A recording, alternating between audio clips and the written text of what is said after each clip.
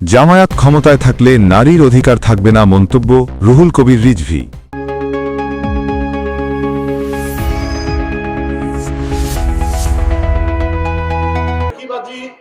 নানান নাটক, নানা তামাশা।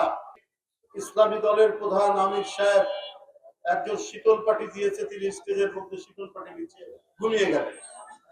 এই সস্তা ভণ্ডামি করে মানুষের মন জয় করা যায়।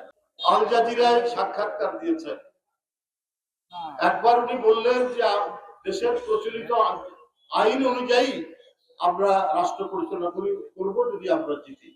তখন সাংবাদিকরা প্রশ্ন করলো, আপনাদের দলীয় যে ইস্যু, আপনাদের যে গঠনতন্ত্র বা আপনাদের যে ম্যানিফেস্টো, সেখানে তো আপনারা শরিয়া আইনের কথা বলছেন।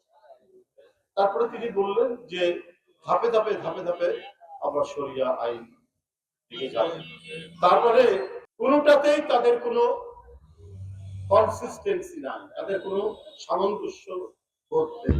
প্রত্যক্ষ এবং জনগণের কাছে দৃঢ় অঙ্গীকার করার মতো কিছু নেই। ভাই, ইসলাম নিয়ে রাজনীতি করেন, ইসলামের প্রধান